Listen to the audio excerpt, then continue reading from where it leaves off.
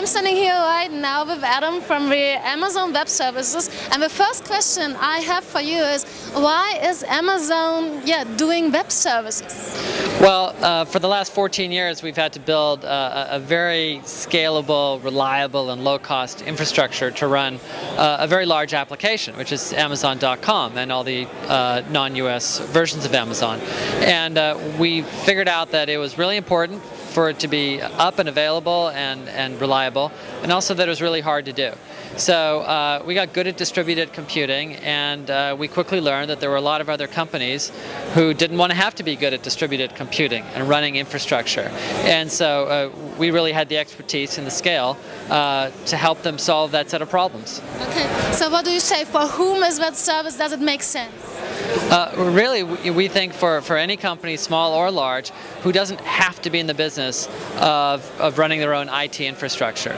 So if you're not an IT infrastructure company, if you're an online photo sharing site, or if you're a Fortune 500 petrochemical company, or anyone in between, and infrastructure is not actually part of your business, then you're probably better off saving your money, not investing capital up front, and instead focusing on product development, marketing, sales, whatever it is that's going to actually add value to your customers. So it's not only for startups? No, actually we've built these services in a very horizontal fashion. So our storage service, for example, is just a big object store. And we have everybody using it from hobbyists and students on through well-funded, VC-funded startups, on through Fortune 500 companies, including petrochemical companies, pharmaceutical companies, and major banks. So on the other side, for whom is the service not so well suited? What would you say? Well, it really is suited for a broad range of applications. We have an incredible range of companies using our services.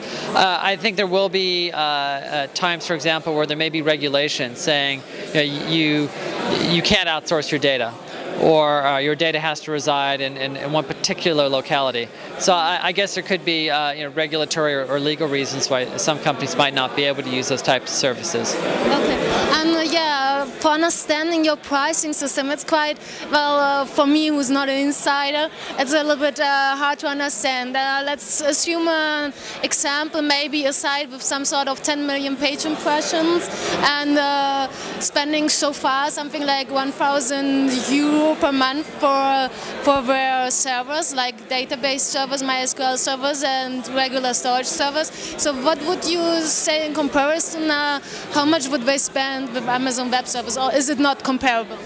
Well, it's hard for me to do that math in my head, but for each of our services on our website we have a simple calculator, and so we charge along very simple dimensions for our services. So things like storage, the number of gigabytes you have stored with us. For our compute service, the number of hours of computing that you take up, the bandwidth or data that you transfer.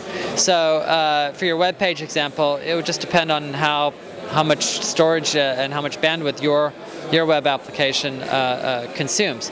But our goal is to make all that transparent to our customers. So people ask, well, where can I find your pricing? And the answer is on our website. It's all there, every dimension, and we're not trying to hide anything, and we want people to be able to go in and make their own assumptions about how much usage they're going to have. We provide calculators there, but almost every customer I talk to tells me they saved a lot of money by moving to AWS, because we don't have them make upfront investments. We also have very low pay-as-you-go pricing. So there's one photo sharing site that told us they saved over $1 million US using our services. Okay, but one more point. One really favor of your service is that it's very, very flexible and very, very scalable. So if my site grows suddenly from 0 to 100, you will grow with me, and I will not have any problems with that. That's right.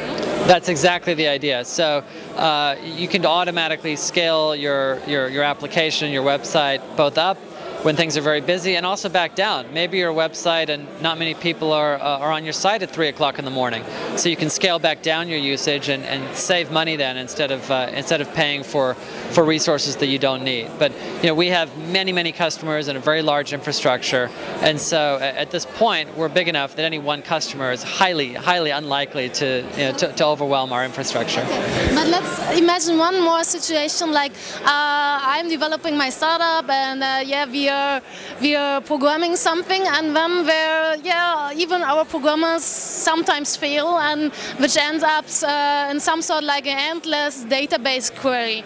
That would mean with Amazon Web Services that I will only receive at the end of the month a huge bill because it's scalable till the end, you said. So I will only discover by the bill at the end of the month that there was some sort of problem, or are there some sort of security systems securing my bill because of that failures my programmer maybe did?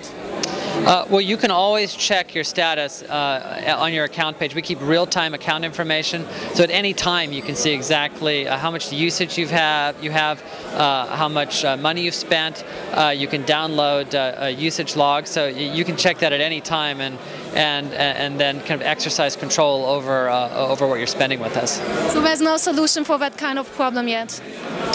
Well, if you mean, do we have a hard cap that you can put in place? Like normally my server went down. If it has too many database queries, because of a problem, it went down somehow, and that's when I get a SMS and see, okay, my server's down, take care of it. Yeah. So, well, in terms of having like a hard usage cap on your bill, we don't have that today. It's a good idea. I think we should implement it. And we just triage and prioritize all the feature requests we get. We take customer input very seriously, and that's how we decide what to build next. And I think that would be a good feature for us to get to.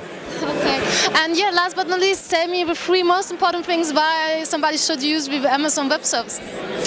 I can only go with 3. It's so hard for me. I would say one is the opportunity to take capital expenditure and not spend it. Instead, to turn that into operating expense, where you decide how much of that expense to incur as you go, every day, every month, every year. Second is just the reliability and the availability of the services. We're in this business. We've been in it for ourselves for a long time, and we've been offering it to developers and businesses for over 2.5 years, and so we're very reliable and very available, and most of our customers appreciate that. It's nice for them not to have to be in that business. And third, I would say the flexibility. We let you program in any language you want to, use any operating system you want to. We're trying to enable choice, not take away choice. And so it's a very flexible environment. Okay, so thank you, Adam, and enjoy your event. Thank you very much. Thank you for coming.